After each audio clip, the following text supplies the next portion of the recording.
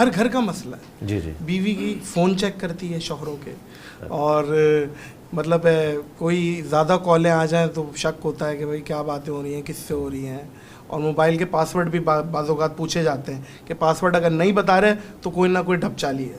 تو اس معاملے میں شوہر کے فون چیک کرنا, ظاہر ہے اس کی پرائیویسی ہے, وہ اپنے دوستوں سے بھی بات کر رہا ہے, بہت ساری چیزیں.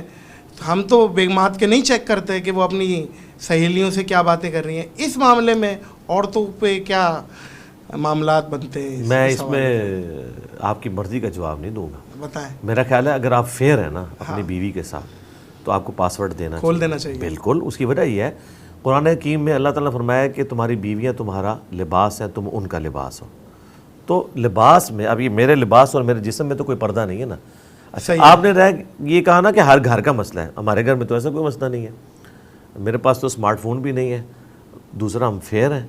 تو جو لوگ فیئر ہیں انہیں تو 2-4 بار چیک کروائیں گے, اس کے بعد چیک کرنا چھوڑ دیں گی.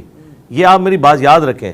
اگر آپ چیک نہیں کروائیں گے تو شک میں اضافہ ہوتا چلا جائے گا. تو کیا ضرورت ہے کہ گھر میں میاں بیوی آپس میں, کیا وہ اچھے, بیوی سے آگے کون سا دوست ہو سکتا ہے؟ واہ واہ. ہاں, یہ بات ہے. اور یہ ترمذی کی حدیث ہے, نبی علیہ السلام فرمایا تم نے کوئی 2 محبت کرنے والے میاں بیوی سے بڑھ کر نہیں پائے ہوں گے. یعنی دنیا میں بیوی سے آگے کوئی دوست نہیں انسان کا ہو سکتا, اور انسان پرفیکٹ ہی ہوتا ہے اس شادی کے رشتے کے بعد. تو میرا خیال ہے کہ آپ اوپنلی پیش کریں اپنے آپ کو. البتہ ایک چیز ہے جو سورس آف انکم کے پوائنٹ آف ویو سے بعض اوقات لوگ اپنی پور فیملی کو پیچھے سپورٹ کر رہے ہوتے ہیں, بہنوں کو یا ماں باپ کو, وہ اس میں ڈر رہے ہوتے ہیں کہ میری بیوی کو پتہ چل گیا. تو میرا خیال ہے اگر میاں بیوی کی اتنی فرینکنس ہے نا تو وہ اس میں بھی انشاءاللہ تعالیٰ آپ کے ساتھ کوآپریٹ کرے گی. ہاں, آپ بتا دیں کہ یہ ہے اس طرح تو یہ جینون ہے. اور اس میں صرف آپ اپنے رشتہ داروں کا خیال نہ رکھیں, کچھ بیوی کے رشتہ داروں کا بھی کبھی خیال کر لیں. تو انشاءاللہ یہ مل ملا کے معاملہ چلے گا. چلنا محبت اور پیار کے ساتھ ہے. اور میرا خیال ہے جو خاوند, میں آپ کے اس پلیٹ فارم سے, بڑا پلیٹ فارم ہے, پبلک کو کہوں گا کہ جو خاوند اس طرح کا ریلیشن شپ بنائے ہوئے ہیں نا اپنی بیویوں کے ساتھ کہ ان سے چیزیں چھپاتے ہیں, تو یہ وہ خیانت کر رہے ہیں. میاں بیوی کا کون سا پردہ ہے کہ وہ ایک دوسرے سے چیزیں, میاں بیوی تو لباس ہے. جی لباس ہے, اس سے بڑی بات کوئی کی نہیں جا سکتی. لیکن بس میں اچھا, میں اس میں ایک اور چیز ایڈ کروں. ایک کلپ دیکھ رہا تھا, سوری میں آپ کی بات کاٹ رہا ہوں, اس میں پتہ نہیں میں نے یہ دیکھا کہ شوہر کا موبائل چیک کرنا اور شوہر کی پرائیویسی میں گھسنا, وہ اس نے تو حرام کہہ دیا تھا. ایک میں نے کلپ اس طرح, میں بتاتا ہوں کیوں حرام کیا. کیونکہ علماء نے عموماً دوسری شادیاں جو ہے نا وہ بیویوں, پہلی بیویوں سے چھپا کے کی ہوئی ہیں. اس وجہ سے وہ دیکھنے نہیں دیتے. ہاں جی. اور اسلام میں تو شادی آپ نے اعلانیہ کرنی ہے. اسی لیے آپ دیکھیں کتنے بڑے بڑے لوگ ہیں دیندار, ان کے مرنے کے بعد پتہ چلتا ہے انہوں نے چھپ کے یہ شادی بھی کی ہوئی تھی, یہ بھی کی ہوئی تھی. پولیٹیشنز کا تو پتہ چلتا ہی ہے, دیندار لوگوں کا بھی پتہ چلتا ہے. تو وہ چونکہ کام یہ کر رہے ہوتے ہیں نا, اس لیے. اچھا, اس طرف آ جائیں. نبی علیہ السلام ہمیشہ سفر میں اپنے ساتھ بیوی رکھتے تھے. اچھا. ہاں, بخاری مسلم میں حدیث ہے, نبی علیہ السلام قرعہ اندازی کرتے تھے. بیلٹنگ کے بعد جس بیوی کا نکلتا تھا نا قرعہ, اسے اپنے ساتھ رکھتے تھے. کبھی کسی سفر میں سیدہ عائشہ ہیں, کسی میں ام سلمہ ہے, کسی میں ام حبیبہ ہیں. مثلا یہ جو بخاری میں حدیث ہے بڑی تفصیلی کہ صلح حدیبیہ کے موقع پر ام سلمہ تھیں آپ کے ساتھ.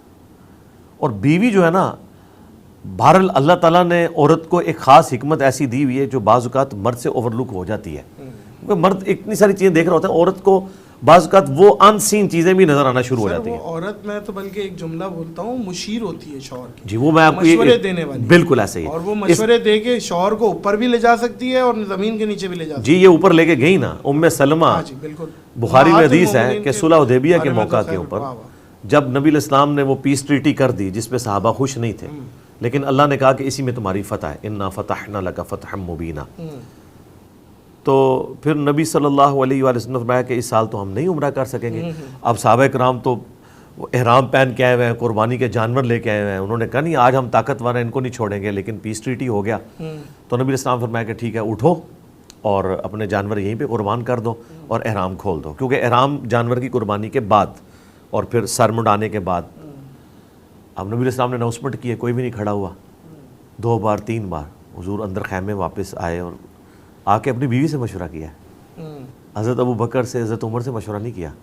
آپ نے کہا, میں نے انہیں کہا یہ پہلے کبھی ایسا ہوا نہیں ہے. انہوں نے کہا یا رسول اللہ چھوڑ دیں, آپ اٹھیں, اپنا جانور قربان کریں, اپنے سر کے بال منڈوائیں, اپنا احرام کھول دیں, دیکھیں ایک ایک کر کے سارے اٹھیں گے آپ کو دیکھ کے. اور وہی ہوا. حضور نے ایسا ہے. اب یہ وہ آئیڈیا جو نبی علیہ السلام کے ذہن میں نہیں آیا کہ جب میں یہ کروں گا نا تو پھر صحابہ کے پاس کوئی ایکسکیوز نہیں رہ جائے گا. یہ آئیڈیا حضور کو بھی آ سکتا تھا نا, لیکن اللہ تعالیٰ نے عورت کے دماغ میں ڈالا.